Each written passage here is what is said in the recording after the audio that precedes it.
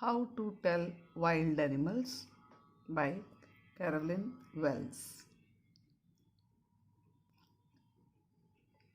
The poet is Carolyn Wells. Carolyn Wells was an American author and poet. She was the daughter of William E. and Anna Wells. She is a writer of poems, mysteries, children's literature, parodies, and other humorous pieces. First stanza. If ever you should go by chance to jungles in the east, and if there should to you advance a large and tawny beast, if he roars at you as you are dying, you will know it is the Asian lion.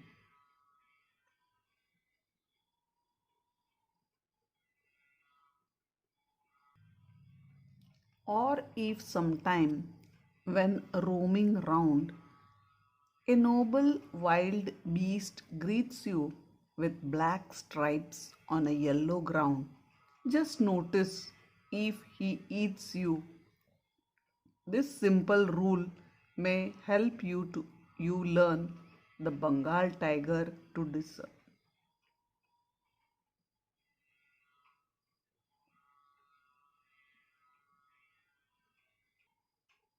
If strolling forth a beast you view, whose hide with spots is peppered, as soon as he has leapt on you, you will know it is the leopard. It will do no good to roar with pain, it will only leap and leap again.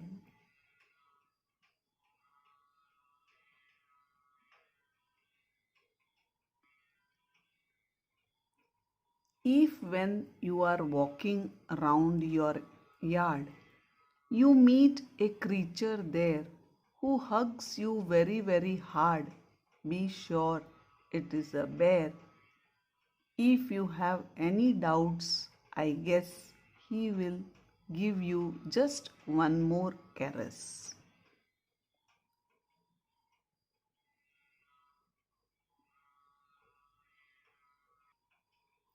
Though to distinguish beasts of prey, a novice might nonplus, the crocodile you always may tell from the hyena thus.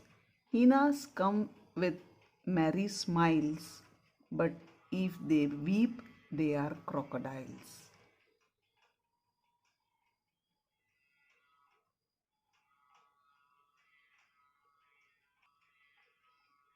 The true chameleon is small, a lizard sort of thing. He hasn't any ears at all and not a single wing. If there is nothing on the tree, it is the chameleon you see.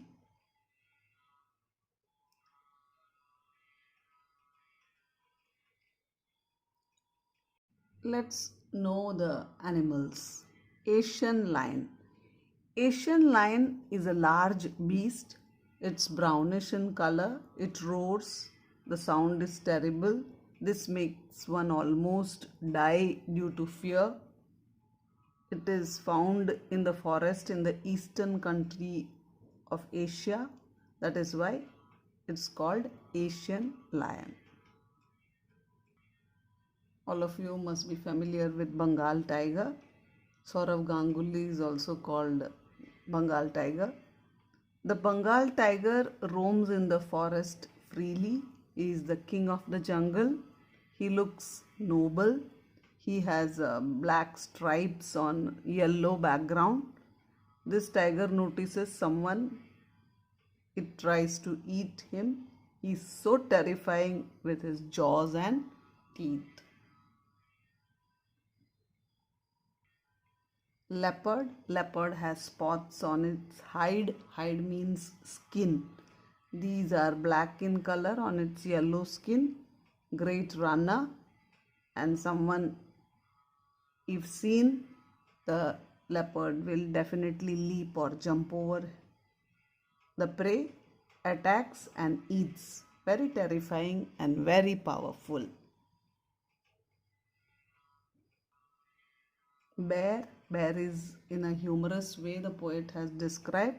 The bear comes near a human being, embraces the human very tightly, and then squeezes to death.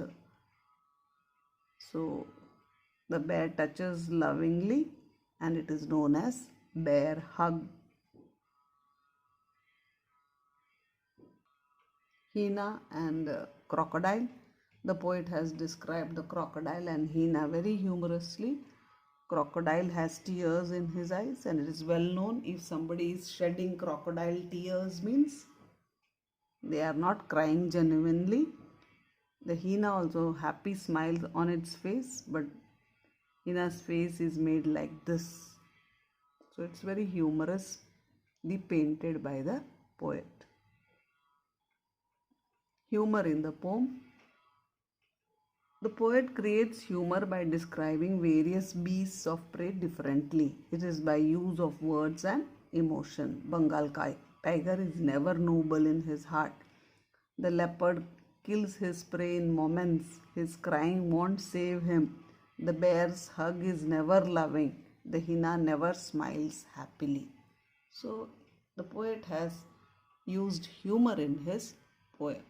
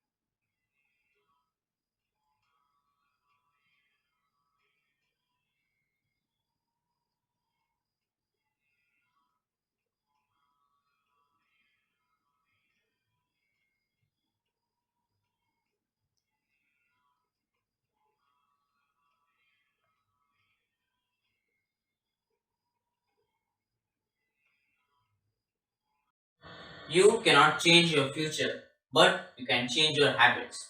And surely your habits will change your future. Good morning, everyone. Today, it's Accurate Ritesh here, going to deliver a speech on the topic how to build habits. In the first place, let's understand what a habit is.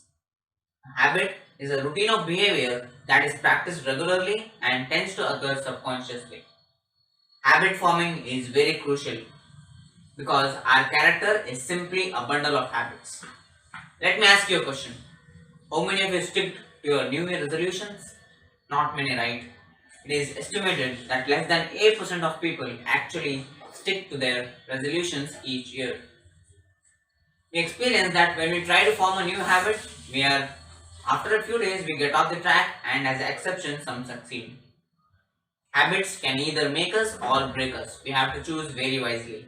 Bad habits can be acquired very easily, but good ones are formed only by great labor and relentless practice.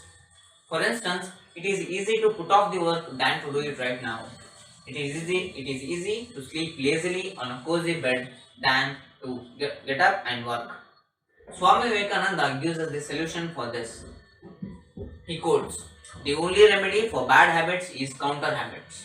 All the bad habits that have left their impression are to be controlled by good habits." So, how to form habits? The first step to build habit goes like this. Start with an incredibly small habit. Make it so easy that you can't say no to it. Make it such that you don't need any motivation to do it. Just look at this graph.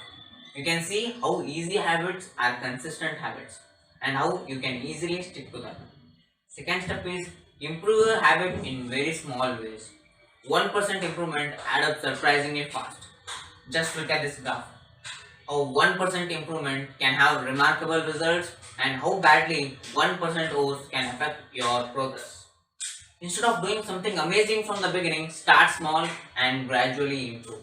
That is the key. Along the way, your willpower and motivation will increase, which will result in sticking to a habit for good. Third step is when you slip, get on the track as quickly as possible. We often experience that when we miss a habit once, we are filled with regret.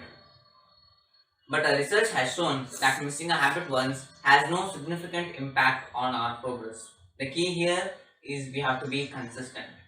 The fourth step is being patient and stick to a pace that you can sustain. Being patient is perhaps one of the most critical skill of all. By being patient and consistent, you can bring incredible progress. In a nutshell, your health, wealth, happiness, success, fitness all depend on your habits. Form good habits and live good life. I hope this helps you. Thank you. Good morning to one and all present over here. Respected Asha ma'am and all my dear friends. Today it's me Kirat Prashant going to speak on the topic importance of value education. At first, what is value education? Value-based education places emphasis on the personality development of individuals in order to shape their future and tackle difficult situations, which is it molds the children so that they get attuned to the changing scenarios while handling their social, moral and democratic duties efficiently. The importance of value education can be understood through its benefits as it develops physical and emotional aspects, teaches mannerism and develops a sense of brotherhood, instills spirit of patriotism as well as develops religious tolerance in students. Let us understand the importance of value education in school as well as its life. Value education should not be seen as a separate discipline but as something that should be inherent in the education system. Merely solving problems must not be the aim. The clear reason and motive behind must be thought of.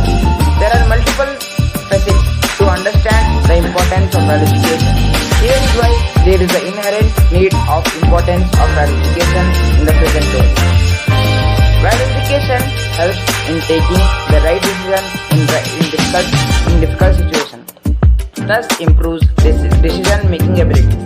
Value education inculcates students with essential values like kindness, compassion and empathy. Value education awakens curiosity in children, developing their values and interests. This further helps in skill development in students. It also fosters the sense of brotherhood and patriotism, thus helps students become more open-minded and welcoming towards all cultures as well as religions. Value education provides a positive direction to the students' life as they are taught about the right values and ethics. Value education helps students find their true purpose towards serving society and doing their best to become a better version of them. Moreover, when people study the significance of the values in the society and their life, they are more confident and committed to their goals and passion. This leads to a development of awareness which results in thoughtful and fulfilling lives. A key importance of value education gets highlighted in distinguishing the execution of the act and the significance of its values. It insists a sense of meaning behind what one is supposed to do, and this aids in personality development. Then next comes purpose of value education.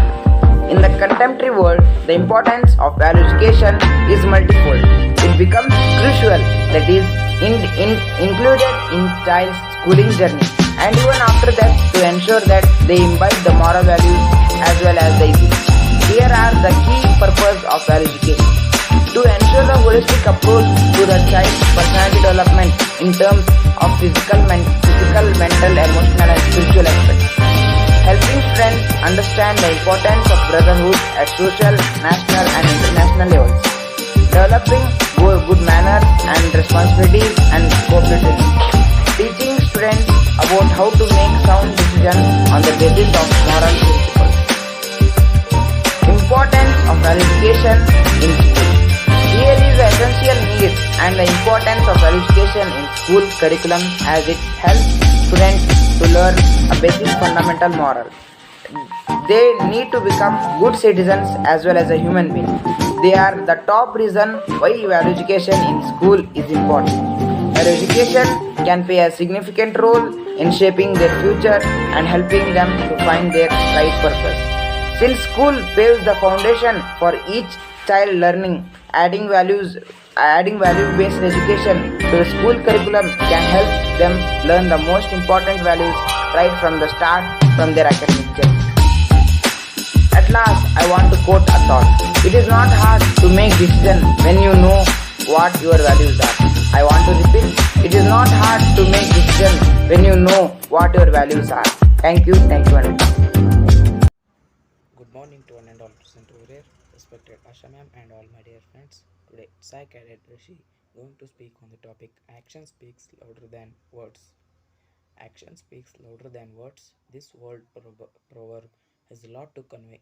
This proverb carries a deep meaning that needs to be comprehended to have achievements in life. A large number of people boast about things with a lot of pride. You might listen to them saying, I would have achieved this if I were you, or I would have done this and that. These things are just excuses to hide a lack of determination. Determined minds never speak or boast about themselves. Their performance and action have more voice than the words. These are the people who can achieve their aims in life. Most people forget that speaking about achievements is a futile task. If your achievements are big and worth praising, then people will know about it without mentioning. Everyone should understand that working hard to achieve dreams would be a better big thing than discussing it. The simplest example can be in a student's life. If you are a hard-working student, don't say it each and every day. Rather, show it by your academic grades. Most of the students who are topper never speak much about their success. Rather, keep working with determination to achieve that success. Their grades speak for them. Such students are building blocks of a developed nation. Any nation's development lies on actions rather than just blabbering words by leaders. A leader who is more into action and less into words can take your nation towards success. Everyone in life wants to progress, but for that one has to come out of their comfort zone and take appropriate actions for it. One cannot predict the future. Your future lies in your present. The decisions you take in your present will frame your future. For instance, if you are not making efforts to learn a new language, then you will never be going to learn it. Students talk about grades. They all want an A in academics. But if you are not studying, how can you imagine to get an A grade? The world is fastest. Similarly, the world's fastest man Usain Bolt has achieved this status not just by thinking to run fast, but he practiced a lot to get that speed. He had worked on his physique and fitness for getting that pace in a race. Actions show that something is alive that doesn't move. Therefore, actions are also proportional to progress. By saying this, I would like to conclude. Thank you. Mind of the man is a man. Our life is completely a byproduct of our thoughts. There is no saturation in life, only saturated man, and there is no stagnation in life, only stagnated people. Life is very short and important journey. Fill it as much as you can. There is as much as room your heart can conceive, and there is as much as room your mind can believe. A very pleasant morning to you all, respected Asha ma'am and all my dear friends. Today, it's I Vinay representing 10th A, going to speak on the topic Trust Your Journey with Self-Belief. What exactly belief is? Belief is ability to be courageous to face the adversity of our life. Your thoughts begins it, your emotions amplifies it, and your actions increases it. Belief on the basis of thoughts. Thoughts become our actions, actions become our values, values become our characters, and characters become our destiny. How often we go to a public when you have faced a problem in our life? We keep searching for all the possible outside, not knowing what all we need lies within us, and we'll find the right solutions. Always remember, even if no one else likes you, you have got to like yourself. And even if no one believes in you, you have got to believe in yourself. In fact, when you learn to like yourself, the world will begin to like you. When you learn to believe in yourself, the world will begin to believe in you. In fact, the one who believes in himself always trusts himself and trusts his journey. Now I am going to give an extraordinary example. One day, a child came up with a note in his pocket. In that note, it was written that, "Oh, your child is stupid alone. Take him out of school." And the mother read that note and said, "My child is not stupid. I'll teach him myself."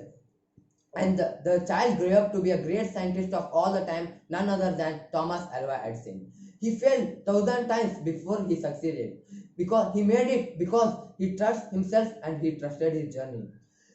The idea behind this example is success is not meant for few. It can be achieved by anyone.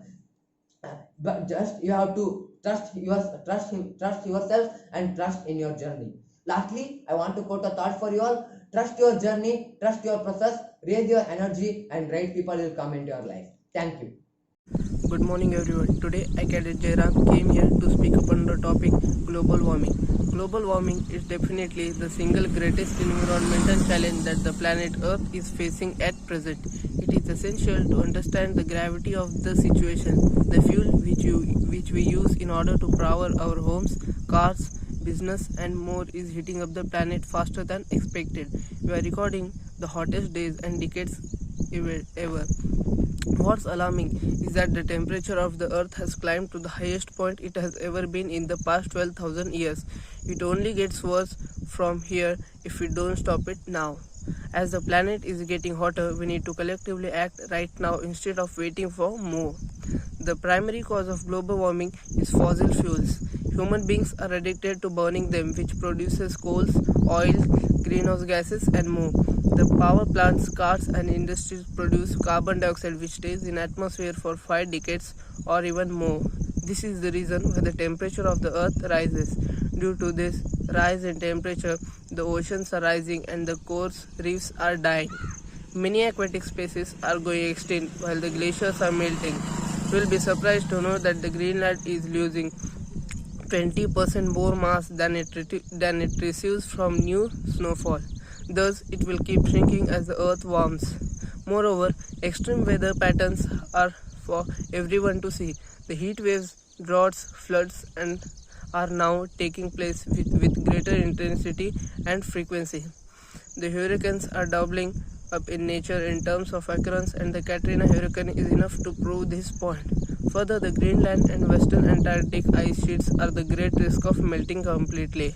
Please note that these two ice sheets presently hold around 20% of the Earth's fresh water. The rise in sea level will damage the coastal areas globally. Moreover, the regularity of hurricanes, tornadoes and other may become more violent, spreading malaria and other deadly diseases. The time is now to do something to prevent global warming, otherwise it will be irreversible. Electricity and transportation contribute largely to global warming, so we must being there. It is important to note that there is no silver bullet and we must all come together to tackle global warming as a whole. Every home, business, industry, individual effort is required to tackle this crisis. As coal produces tons of carbon dioxide annually, we need to find ways to clean up coal. We can also tackle global warming by beginning with putting agriculture in the system. We must encourage farmers to adapt greener farming facilities. For instance, they must till land less often and plant trees on vacant land. Moreover, the same regimes needs to be applied to other industrial producers of carbon dioxide. For instance, the transportation industry of cars, trucks and planes and more produce 28% of the carbon dioxide emissions. Thus, we must reduce these emissions by enhancing the fuel efficiency of the vehicles. Also, it is high time we get rid of oil and gasoline based fuels and opt for greener alternatives. On an individual also, we must Work to adopt a greener and healthier lifestyle. Try to drive less and walk more or take public transport. Get into the habit of recycling and avoid unnecessary wastage of goods. Save electricity by switching off appliances when not in use. Most importantly, plant a trees as a single tree can absorb 1 ton of carbon dioxide in its lifetime. Thus, remember the change begins with you. Thank you. If money would have been grown on trees, what would everyone's favorite season be for? To fall. Good morning everyone. Today it's I, Cadet Tanmay Kumar, going to speak on the topic why can't the government print more money? Money. What is money? Money is a mere belief which is valued and used as a medium of exchange for goods and services. Money can be in any form of this, namely coins, printed papers, digital format. But then why do we say that money is just a belief? Okay, let's imagine the scenario. If we are given a random piece of paper and asked to buy something out of it, is it possible? Clearly not. This paper will hold value only if you can buy goods and services from it. A random piece of paper which is cut in the dimensions of currency and it's of the same color will not be able to buy you any kinds of goods or services. But with the help of this paper or to be precise with this currency, which is universally accepted as a medium of transaction, we can do that, right? That's correct. So we can say that money in general is a belief. Okay, let me ask you a question here. What do you think money in the economy fairly distributed? No, it's not. Why can't we say so? Because we know that some countries are rich while some are poor. So the obvious question anyone would ask is that why can't the countries having less money print more money and become rich? No, they cannot. Why is that so? Let's understand that. One word answer to why a country cannot randomly print any amount currency is inflation. Hold on. What is inflation? Let's understand this term with the help of an example. Here are the prices of 1 kilogram of onion over a period of time. And what to observe here is we observe that the prices are increasing over the period of time. That is, for 1 kilogram of onions, a person had to pay 20 rupees in the year 2014. For the same 1 kilogram, the person paid 80 rupees in the year 2018. The important thing that we need to note here is the value of money. Notice that if it has decreased over a period of time. Confused? Don't be. Let me elaborate. In the year 2014, if you had 20 rupees, you could easily buy 1 kilogram of onions. Okay, but what about in 2018? That's correct. You can buy only 250 grams of onions for 20 rupees. And that means if we calculate the value of the same 20 rupees in terms of percentage, then it is reduced by 75% with respect to onions in 2014. So we can say that buying power of the consumer is reduced as it has. This is nothing but inflation, where the prices of goods or services increase over a period of time. When inflation is calculated in terms of percentage, it is called the rate of inflation. Now you may be thinking, how is inflation related to printing of money? Hang on to understand this. We need to know an important concept called the GDP. That helps in deciding how much money should be printed. And what does GDP? It's the gross domestic product of a country, the total monetary value of all final goods and services produced within a country during a period of time and generally 1 year. Let me explain this. If we add up the value of goods like food grains, vehicles, clothes, etc., and services like consultancy, internet, entertainment, what we get is nothing but GDP. Simple, right?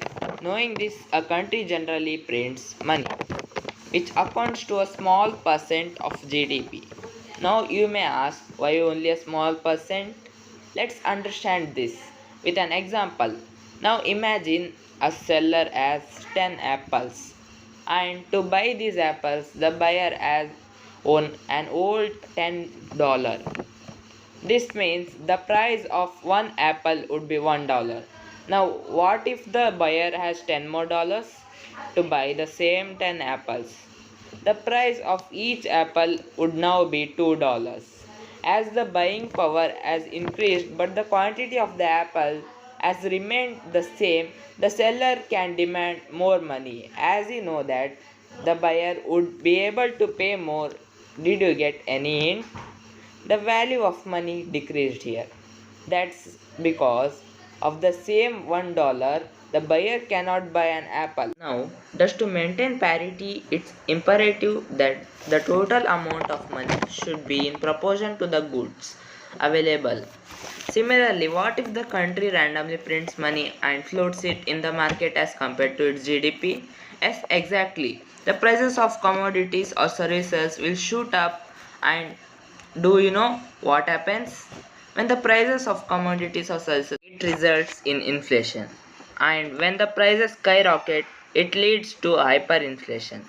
Hyperinflation is a situation where the rate of inflations are more than 50% in a month over a period of time. For instance, take the price of loaf of bread over a month in case of hyperinflation. Scary, isn't it? In short, printing more money would lead to an increase in prices, bringing the situation back to square one. Thus, it would do more harm than good. Right now, let me ask you a question here. Are the nations dealing with hyperinflation? Yes, there are. A few nations, one of them is Zimbabwe. The country went on printing money, ignoring productivity, unemployment, and poverty. You would be stunned to know that the rate of inflation in Zimbabwe was 79.6 billion% month on month in the year 2008, which means a loaf of bread would cost you different denominations of Zimbabwean dollar each time you went to buy one. So, what did the country do to cope up with the hyperinflation? It went on printing more money in different denominations of Zimbabwean dollar even when the country's productivity wasn't that great. This led to too much money chasing fewer goods, resulting in hyperinflation. The sad part is that the country is yet to come out of hyperinflation. So, coming back to printing of money, to avoid all such circumstances, the government considers a small percent of GDP and also checks the rate of inflation before printing money. Now, you may ask, why doesn't any country just go on printing currencies and import all necessary goods? Is that even possible? Well, it's not. And that's because when the imports of a country are greater than the exports, then the value of its currency would start declining. And this again will lead to inflation. At last, I want to quote a thought for you all. If you want to know how a man is really like, I repeat, if you want to know how a man is really like, then take notice how he reacts when he loses money. Thank you. Good morning to one and all present respected Asha ma'am and all my dear friends.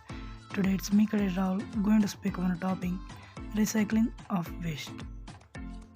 Recycling is a process of turning waste material into a new product.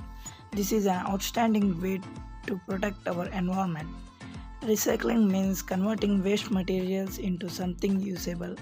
Products like glass, paper, plastic, and metals are usually all recycled. The top 5 reasons to recycle. First, conserves natural resources. Second, reduce the need for landfills, prevents the pollution. Fourth, save energies and create jobs. And these are the 5 top reasons for recycling. If you don't need something, then don't buy it. By this, you would be reducing the amount of waste you produce. If there is necessity to buy, go for something that has very less amount of packing, the product that can be reduced, or something that can be composted. Buy those products that are eco-friendly. Try buying the products that are made of recycled materials. Paper and plastic are some examples for recycled products. Before throwing anything, think a way to reuse that item. Plastic containers can be used to store items in the refrigerator. Old items can be given to some organizations where they can be utilized. By following these advices, we can save our environment together. Thank you.